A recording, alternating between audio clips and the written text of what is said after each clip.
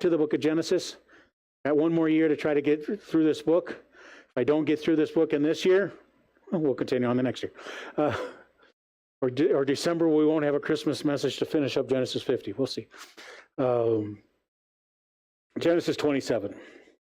According to a study of more than 500 family counselors, the following are the top traits associated with successful families. Okay? Here's the traits associated with successful family. Communicating and listening. Affirming and supporting family members. Respecting one another. Developing a sense of trust. Sharing time and responsibility. Knowing right from wrong. Having rituals and traditions. Sharing a religious core. And respecting privacy. Those are all traits of a successful family. And none of those traits are part of the text today. As we look at Isaac's family. They're not to be found here in this text. They're not to be found anywhere near the family of Isaac and Rebekah and Jacob and Esau. None of those things were a successful family dynamic. That's why we call it domestic deficits. Each member of this family had a problem. Before we get into that, let's go to the Lord in prayer.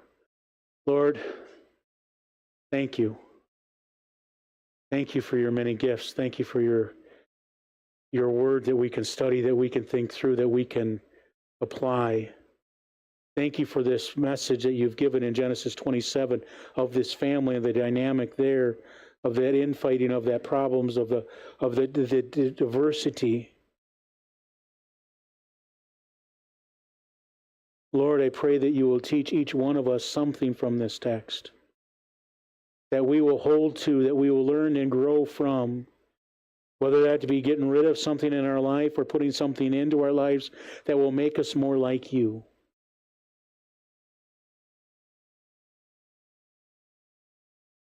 Lord, I desire for you to make me more like you. Lord, help me to be faithful to your word. Help me to be faithful to present your text to your people this day. In your precious and holy name.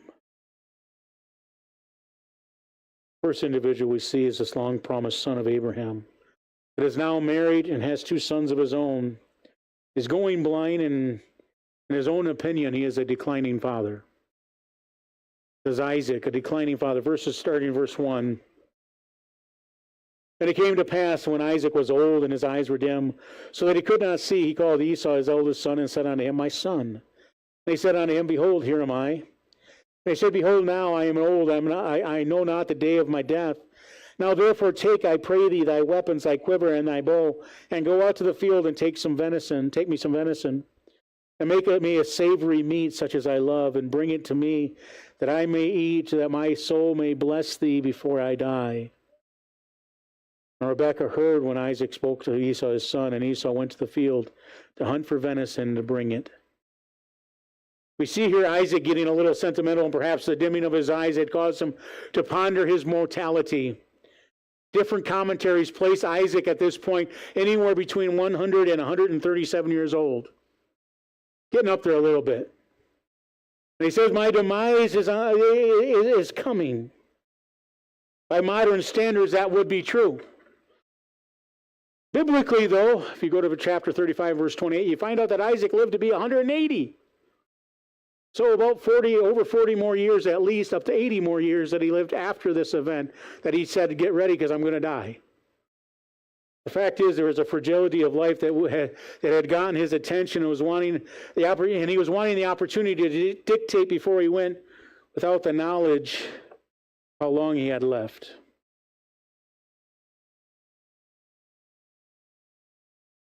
There's some wisdom here to admire in preparing for the certainty of death.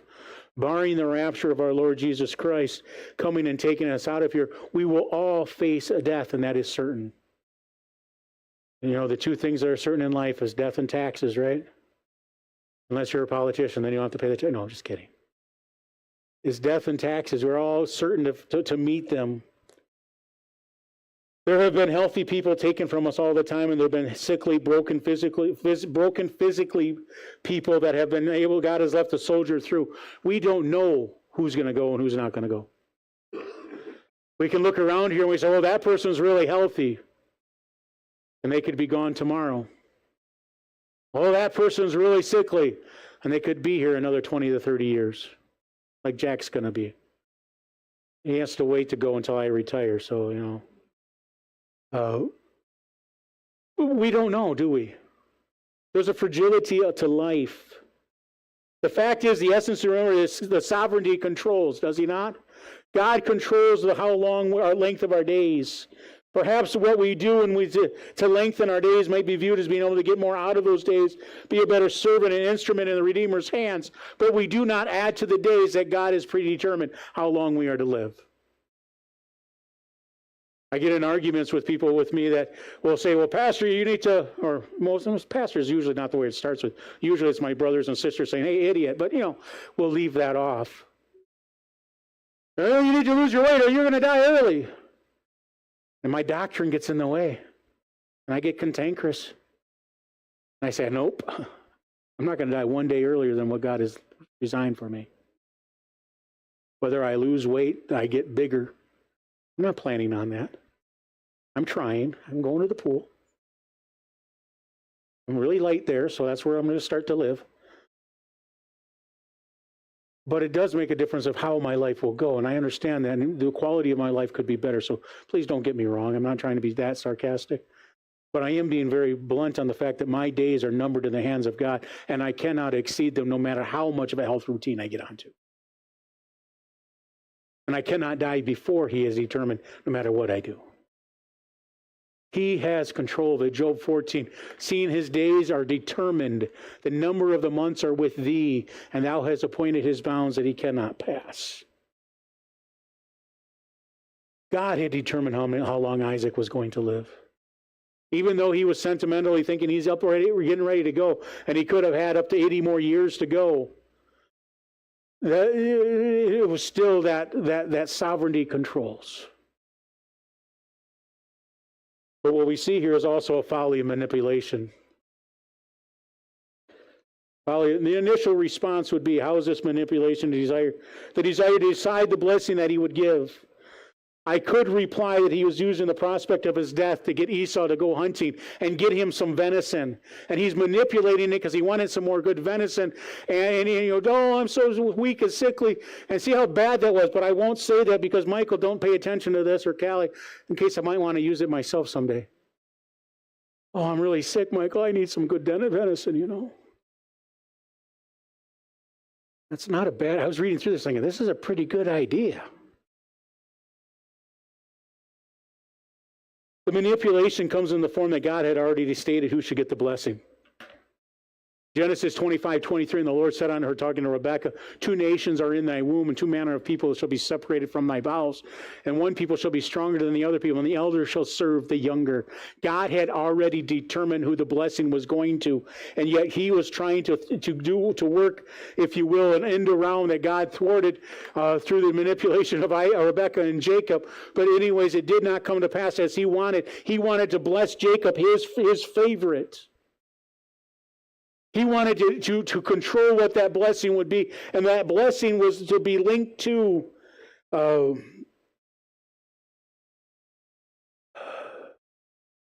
trying not to tread on my future part of my sermon.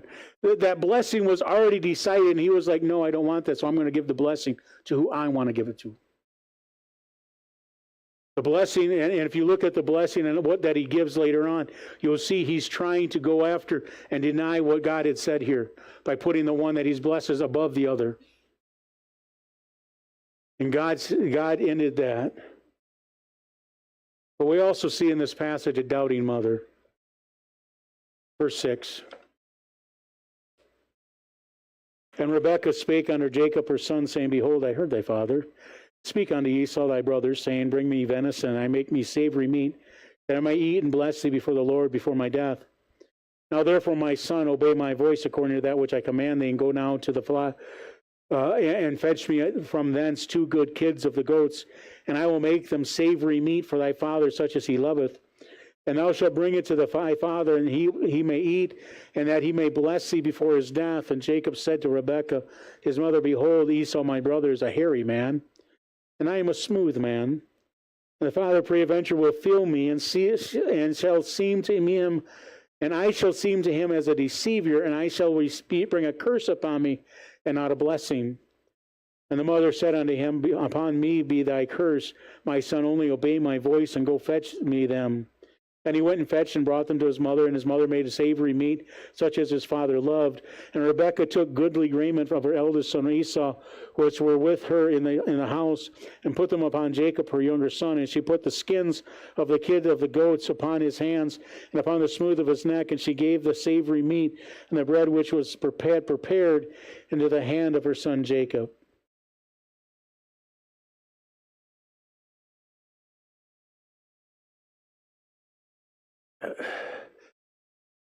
Here there may be some questioning about the use of doubting based off of the passage, what was meant here by her actions, demonstrating a doubt that the promise of God would be completed as he promised. Had God promised Rebekah already that Jacob was going to be the ruler? And she hears this plan, and now she's doubting it, so I got to figure out a way to do this. I got to figure out a way. I got to find out a plan. So she devises a treacherous plan to secure the blessing for her favorite son. There's an old sentiment that parents do not have favorites. But the reality of that in this family is glaringly and blatantly false. It's the same in my family in that I'm my mom's favorite. Just don't tell the other 9. We don't let that on for them, because they'd get upset about it. So if they're watching, don't think about that. It's a secret. But the problem, she wanted for her favorite. And the problem again here is that there's a lack of faith displayed. Isaac was trying to manipulate and trying to give the blessing to Esau. And so Rebekah, instead of going unto the Lord or challenging Esau or Isaac on it, she devises a way around. She devises a way of trying to get that blessing for her own purposes. By the way, there's a random thought just keeps spinning, so I'm going to spin it towards you. How hairy-handed to be, Esau. Take the skin of a goat and put it on him, and that's about the right thing about matching up with Esau. Man, that guy had to be hairy. Anyways, my brain goes that way sometimes in the middle of thinking. But the lack of faith. There are times in our life that it's hard to remember that God has not abandoned us, and that we do not have to figure everything out for ourselves. There are problems that come into our lives. There's troubles that come into our life. There's tribulations that come into our life. And we've got to try to figure them out in our minds. That we got to have this. We got to manipulate. We got to come up with something. We got to figure our way around this, as Rebekah did here. The fact of the matter is we don't. We have to simply commit our way unto the Lord. Trust also him, and he shall bring it to pass. Are there going to be times in your life you just don't know what to do? That things are just spinning out of control. You have a feeling that you just can't figure this out. You know what? You don't have to. Commit yourself unto the Lord. Do what God has called you to do. Do what you know to do. And God will direct the path. God has given us so many promises compared to that what Rebekah was given. Yet we fail just as often because we fail to commit our ways to him. Do we have more than what Rebekah had in promises of the Word of God? Remember, this is Genesis. She didn't even have Exodus to read. She didn't even have Genesis to read. She just had the promises that were given her. We have so much more, and yet we fail just like she did. The sad thing is her plan works, and we find that she has a loss in spite of success. Verse 41, drop down with me. And Esau hated Jacob because of the blessing wherewith his father blessed him. And Esau said in his heart, the days of mourning of my father are at hand. Then I will slay my brother. And these are the words of Esau, his elder son, and these words of Esau, her elder son, were told to Rebekah. And she sent and called Jacob, her younger son, and said unto him, behold, thy brother Esau, as touching thee, doth comfort himself, purposing to kill thee. Now therefore, my son, obey my voice, and arise and flee thou to Laban my brother, to Haran, and tarry with him a few days until thy brother's fury turn away, until thy brother's anger turn away from thee, and he forget that which thou hast done to him. Boy, that's kind of creative imagination, isn't it? You forget what you did to him. Yeah, she devised the whole plan, put it in action, but it was Jacob's fault. Anyways, that's another side trail, sorry. Then I will send and fetch thee from thence, and why should I be deprived of also you both in one day? And Rebekah said to Isaac, I am weary of my life because of the daughters of Heth. If Jacob take a wife of the daughter of Heth, such as these which are of the daughters of the land, what good shall my life do me? She is successful in getting Isaac to bless Jacob, but because of those actions, Esau commits himself to killing Jacob as soon as Isaac passes. So what is her default setting when the trial comes in her life? She goes about rephrasing things in a manner to get Isaac away out for getting her way out of Isaac. She doesn't go to Isaac and say, well, Esau's planning on killing Isaac or Jacob now. What are we going to do about that? She just goes and says, well, if he marries someone here, send him to Laban. She takes the daughters of Heth and claims their evil to Isaac as motivation to send Jacob to Laban. This is a creative and understandable ploy. It is a ploy that would work well with Isaac's desire to provide for his bride and also serve perhaps as a memory. Where did Isaac get his bride from? Anybody remember where Rebekah came from? We've met Laban before, right? When the servant of Abraham went to Laban's house and found Rebekah and brought her back. And Isaac probably thinking, you know what, worked good once, got Rebekah out of it. I'll send Jacob away. In this plan, we see here they're stating that she will send him for when Esau cools down, then she'll send for him when Esau cools down. You know what's not recorded in the Bible? Does she ever send for him? And if you look through it, she sends away her favorite, and she's deprived of that relationship to the point that it is believed that she passes away before Jacob ever returns from Laban. You do see in a text that is, this is a little astounding to me, consider that it was Isaac that was believed to be close to death, yet we see the reunion of Isaac and Jacob in chapter 35 and verse 37, but not a reunion with Rebekah. Here she connives, here she tries to protect her favorite little child and sends him away that she would see him again later, and yet she never gets to see him again, according to what we see in the scriptures. Sometimes when we manipulate, when we are treacherous in our devices, God gives us what we've asked for, but we don't get what we want. The next one in this family to show their deficit is that mama's boy Jacob and that deceiving son. Verse 18. And he came unto his father and said, My father. And he said, Here am I. Who art thou, my son? And Jacob said unto his father, I am Esau, thy firstborn. I have done according as thou hast badest me. Arise, I pray thee, sit and eat of my venison, that thy soul may bless me. And Isaac said unto his son, How is it thou hast found it so quickly, my son? I said, Because the Lord thy God brought it to me. And Isaac said unto Jacob, Come near, I pray thee, that I may feel thee, my son, whether thou be my very son Esau or not. And Jacob went near unto Isaac his father, and he felt him, and said, The voice is Jacob's voice, but the hands are the hands of Esau. And he discerned him not, because his hands were hairy, his brother Esau, as his brother Esau's hands. So he blessed him. We see here that lying abounds for Jacob.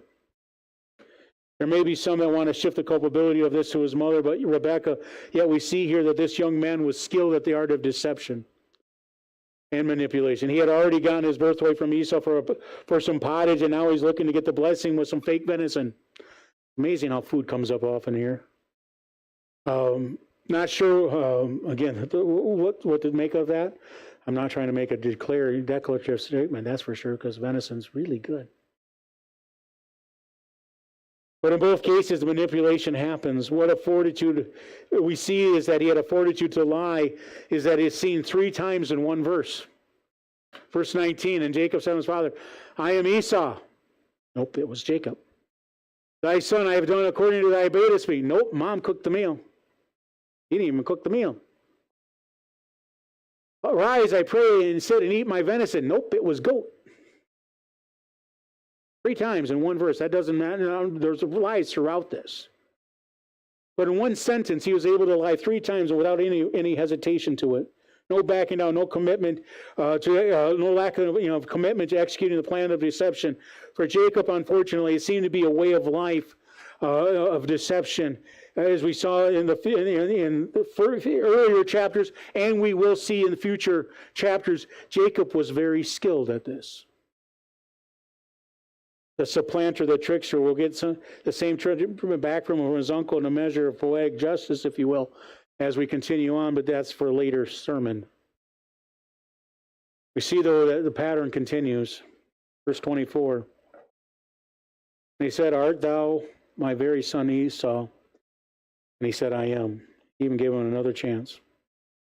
And he said, "Bring it near to me, and I'll eat of my son's venison, and that my soul may bless thee." And he brought it near to him, and he did eat, and he brought him wine, and he drank. And his father Isaac said unto him, "Come near me now, and kiss me, my son." And he came near and kissed him, and he smelled the smell of his raiment, and blessed him, and said, "See, the smell of my son is the smell of a field which the Lord hath blessed." They stated that there is no backing down for this young man. He is bold-faced lie in verse 24. When Isaac asks him point blank about his identity, he again lies about it. There's often a justification of deception by some that if they're not outright lying, they're just letting other people think it's not their problem. Deception is deception. Lying is lying. A side note for those who defend Jacob as a pawn in this whole scenario, at any time Jacob could have abandoned ship and confessed to his father that, "Nope, I'm not Esau, I'm Isaac, or I'm Jacob."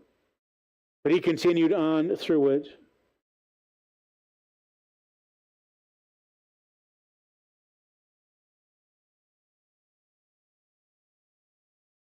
Our theme for the year, learning Christ. To learn Christ. Again, we looked at it that last week, meaning that it was salvation to learn Christ. But when we're learning Christ, how are we going to be like Christ? When we are going to be like Christ, we need to put away all lying, all deception. We saw in our theme for our church theme verse, if you will, not just for the theme for the year, John 14:6, Jesus saying, "I am the way, the truth," right?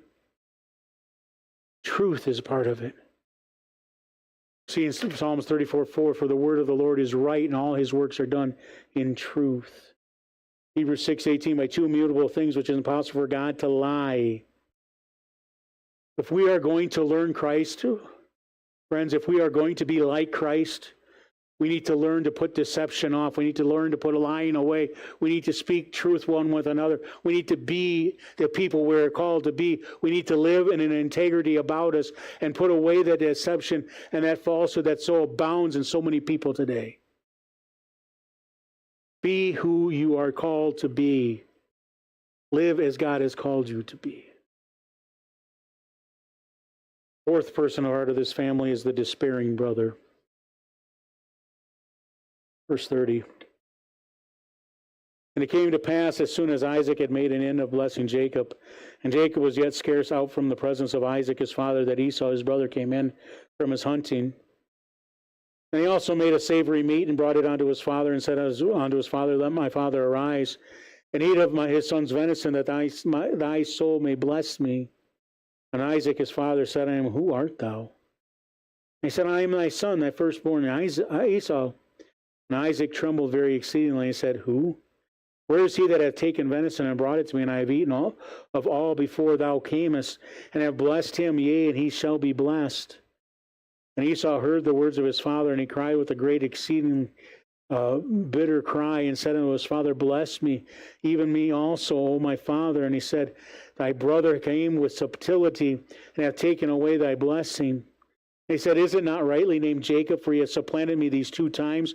He took away my birthright, and behold, now he hath taken away my blessing. And he said, Hast thou not reserved a blessing for me? And Isaac answered and said unto Esau, Behold, I have made him thy lord, and all his brethren have I given him for servants, and with corn and wine have I sustained him. And what shall I do now unto thee, my son? And Esau said unto his father, Hast thou but one blessing, my father? Bless me, even me also, O my father. And Esau lifted up his voice and wept. And Isaac his father answered and said unto him, Behold, thy dwelling shall be in the fatness of the earth, and thy dew of the heaven shall be from above. And by thy sword shalt thou live, and shalt serve thy brother. And it shall come to pass when thou now shalt have the dominion, thou shalt break his yoke from off thy neck. He shows up fairly quick in order, demonstrating that he was a proficient hunter that harvested a deer to produce a venison ready to eat for his father shortly after the fake meat had already gone out. If it would have been me to go out, that tells me that it wasn't me hunting for the venison, because he still would be going hungry, because my last few years ain't representative of my hunting abilities. But he came back quickly. If there is an innocent party, according to the text in Genesis, it would be Esau, who was simply doing what he was told by his father. He is seemingly always getting tripped up and upstaged by his little brother, and is passionate over the loss of birthright and blessing, as he laments in verse 36 of our text. He simply was doing what he was supposed to do, and yet he loses out on it. But there's a little further information. You study Hebrews chapter 12 and verse 16 and 17, it reads, Lest there any fornicator or profane person as Esau, who for one morsel of meat sold his birthright. For we know how that afterward he would have inherited the blessing. He was rejected, for he found no place of repentance, though he sought it carefully with tears. He was a fornicator. He was a profane person. He was somebody that God had already marked off, that wasn't to be the one that was blessed. And he was not, as if you will, an innocent party if you just took the Genesis passage in a stake. And by being a fornicator and profane person, we see that his values were askew. Was he wrong? Was he wronged? Yes. Was he wronged by what happened? Was he a victim of manipulating the deception of others? Yes. Those truths do not necessitate poor responses from him, though. The same is true for us. We are going to go through rough times in our lives where people around us stink. Anybody recognize that? Or you guys have everybody great around you? We live in a sin-cursed world, do we not? And we're going to deal with sinners all around us, people that are just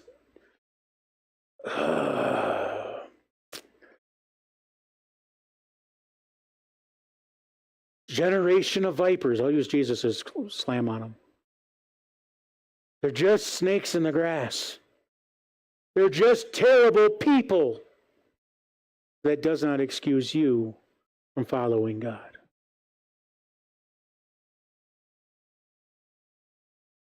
There's those times that we make a decision to grow spiritually, because if we do not grow spiritually through those times when those people are in our lives, those people are impacting us, bitterness will influence us.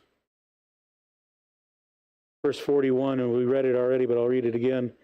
And Esau hated Jacob because of the blessing wherewith his father blessed him. And Esau said in his heart, The days of mourning of my father at hand, then will I slay my brother Jacob. Again, the days of the mourning of his father were yet a distance, anywhere from 40 to 80 years, depending on Isaac's age at the time. But that bitterness was there. And you have a choice to make every time whether or not you are going to be bitter or you're going to get better. For all of Esau's problems that we saw in Hebrews, or all of that, we see that time did actually heal. Time does heal wounds. Does time heal all wounds? No. Sarcastically, someone said that to me one time. I said, nope, cut off my arm. It ain't growing back. I don't care how long I wait. Time doesn't heal all wounds.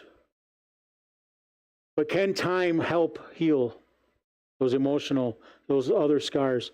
We see with Jacob and Esau, in Genesis 33, verse 4, when Jacob was coming back home, coming back from Laban with his family, his whole entourage, and you see Jacob's hesitancy. We'll get more into that when we get to those chapters. But he sends all kinds of different groupings ahead of him to try to appease Esau, because Esau's mad. Now, you could just imagine that. I love verse 4 of chapter 33 of Genesis. It says, and Esau ran to meet him and embraced him and fell on his neck and kissed him, and they wept. Jacob was afraid that Esau was getting ready to kill him, and Esau just embraced him.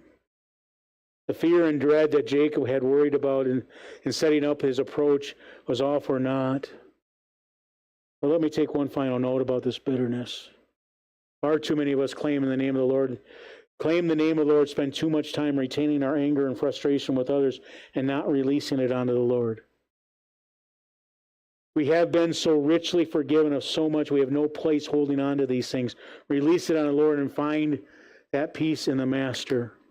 Paul addressed that, and that's our theme for the day, our verse for the day. Let all bitterness and wrath and anger and clamor and evil speaking be put away from you with all malice. Don't allow it. You know what? Has someone offended you? Has someone hurt you? Has somebody taken advantage of you? Has somebody done you wrong? Absolutely. If you're alive and you've lived longer than Mark, but he's probably been offended too. He's probably angry at Dad still. I don't know what for, but he's probably got some bitterness. You're going to have people that do you wrong. But that does not give you the right to harbor that bitterness. It does not give you the right to have that wrath, that anger, that clamor, that evil speaking. Put it away from you. I've shared the story before of a couple that talked to me one time about a pastor that they used to have. It's always good as a pastor when you get a couple that comes to you and tell you about a former pastor and how bad he was and how they did him wrong and how terrible that pastor was and how uncaring and unsympathetic that pastor was. And as a pastor, the first thing that goes through your mind is, I wonder what they'll say about me when they leave. And I talked to that pastor a few years later, remembering that conversation. And I brought up the name of that family, just saying, hey, yeah, these people are in our church now. I heard they were at your church at one time. I love having them there, having them in our church. And he goes, oh, yeah, that couple, I remember they were such a blessing to our church. Just loved them. We hated to see them go. Boy, that's two different stories. And the bitterness that couple had towards that pastor, he didn't even realize they were upset with him. But yet it impacted them and every their whole life. Put it away, people. Do it with extreme prejudice. And then move on to and be kind one to another. Tender-hearted, forgiving one another. We are to be a forgiving people. Outside of the church, but especially inside of the church. Are there going to be somebody here in this church that might offend you? Stay long enough, it'll happen. I hate to say this, but I'll promise you that. It might even be me. Very possible. But we should be forgiving one another. Why? Not because we each are great people. Not because we have merits that earned anything. But why are we to be forgiving one another? Because even as God, for Christ's sake, hath forgiven you. God has forgiven me of so much. Anything you might do unto me. Not saying, I'm not issuing a challenge to you. Try to find out. But anything you might do unto me does not measure up to what I have been forgiven of by my Lord. And henceforth, I'm going to strive to forgive. And we should all be doing that. Being tender-hearted, forgiving. Let's say it together. Verse for the day. Ephesians 4:31 and 32. Let all bitterness and wrath and anger and clamor and evil speaking be put away from you with all malice. And be ye kind one to another, tender-hearted, forgiving one another, even as God, for Christ's sake, hath forgiven you. Lord, I thank you for your word. I thank you for this example of a family that did not practice forgiveness, did not practice putting away the evil speaking, did not practice putting away deception, but dwelt in it. Lord, give us a passion to have that put away from us and to live tender-hearted and forgiving.